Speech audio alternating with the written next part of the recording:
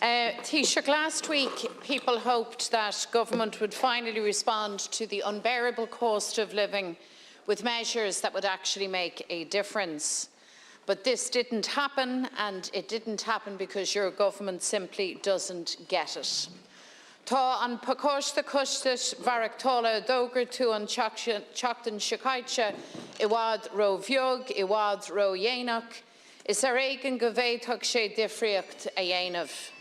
At the weekend, Taoiseach, I asked people to share with me their cost of living stories, and in a matter of hours I received almost 1,000 replies. These are stories of extortionate rent, of cold homes, of struggling to put food on the table, to put fuel in the car, of unaffordable insurance and childcare. They are stories of hardship and worry pushing families to the edge. So, Taoiseach, I want to share some of these with you. Take Kieran.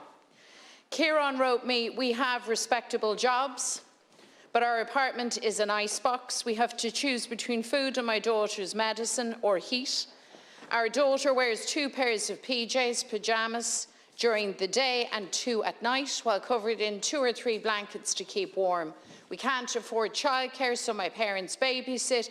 It's impossible to get on the housing market, and I feel guilty every night." Barbara says, "We have nothing left. I can't buy the same amount of food I used to buy. I buy the cheapest meat, and I just hope that nothing breaks down like my car or my washing machine." Amy told me, "We work full-time. We struggle to put oil in our tank and diesel in the car. We pay insurance that's colossal, feed ourselves and keep things going. There's only 2 of us, but I can't imagine what it would cost if we had kids." Janice tells us 950 at rent for a 1-bedroom, spending €40 to €50 a week on petrol, 2,000 on insurance. Bills haven't arrived yet for 2022, but I am really scared.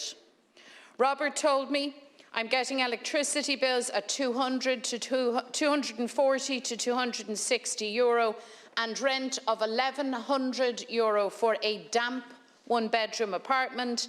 Something needs to be done," he says. And here's Eamon. "After paying utility bills, it's then a toss-up between food and rent, and I had to request help from the Vincent de Paul to get some food. I am feeling so lost." Quiva says, "I'm a 26-year-old teacher.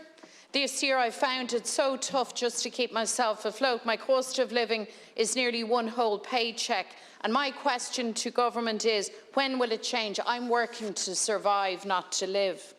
And finally, Anna. Anna says, "My ESB bill was nearly €400. The government credit isn't worth the paper it's printed on. What about the cost of my petrol, my rent? This government has left me behind." And these stories, Taoiseach, are just a glimpse of what people face. The package announced last week offered only the bare minimum, and in truth, it won't make a dent for people. It's very clear that you need to do much more. But yesterday, you said there won't be any further interventions until the next budget, so you show no urgency. Instead, you dither and you delay.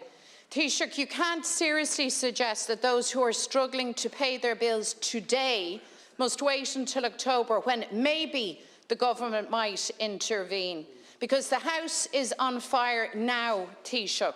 Workers and families can't wait 7 months for a fire brigade that might never come. Well, first of all, I would say that the Deputy, and thank the Deputy for raising the issue, because it's a very serious issue for many, many people across the country.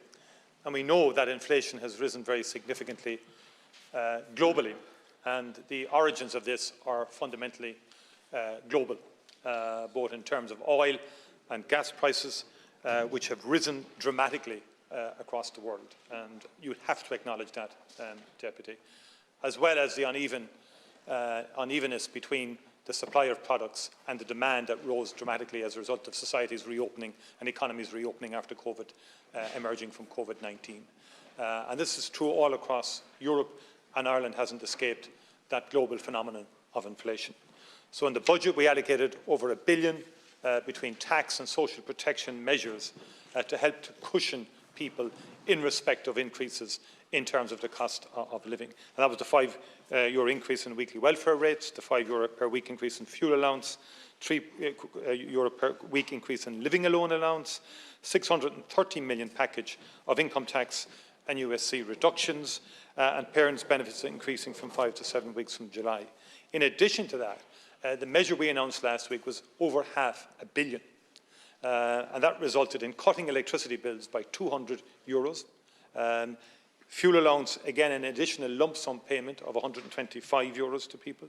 The drug payment scheme being reduced to the €80 threshold. And you did mention that Kieran was worried about the cost of medicines and so on. That was deliberately targeted at families with significant medical bills. And we've reduced that now significantly over the last while. The front-loading of the working family payment. 20% reduction in public transport costs and fares, which will affect and help about 800,000 people who use public transport to get to work and so forth. A reduction in caps for school transport fees for the next academic year. Now, it seems to me, Deputy, that you're saying it's too small. And hence, I have to say that what you seem to be proposing would be inflationary, would actually make things worse in respect of the measures that you are advocating. And in relation to housing, in the budget, we have allocated very substantial funds for house construction. And we accept that we need to build far more homes and far more apartments than we currently are. The good news is throughout 2021, we had 30,000 commencements, the highest since 2008. And I would again appeal to deputies to allow projects to get off the ground. Supply is essential to deal with the housing crisis. Supply is essential to get rents stabilised and reduced. If we don't get up to 33,000 a year built over the next number of years, then rents will not stabilise and will not come down. And people objecting left, right and centre to housing developments are not going to help renters and are not going to help people who are paying too high a rent at the moment. And on childcare, the government is committed, and we put significant allocation of funding towards childcare in our last budget to improve the pay and conditions for people working in the childcare sector and create career pathways, because these are two big cost items, housing and childcare. But we want to go further in the next budget in terms of access and in terms of affordability around childcare, and we're going to do that. But we must also acknowledge that this economy has rebounded very significantly because of good, sound economic management. I'm not sure that you either acknowledge that we're back nearly to full employment, much earlier than anticipated, one of the fastest growing economies across the European Union, with many, many people securing jobs much earlier after we emerged from the pandemic than would originally have been anticipated. And that should be acknowledged as well. And the government supports, which were unprecedented in terms of supporting wages, in terms of supporting businesses to keep people employed, and the pandemic unemployment payment. Unprecedented intervention by government over the last 2 years in the economy.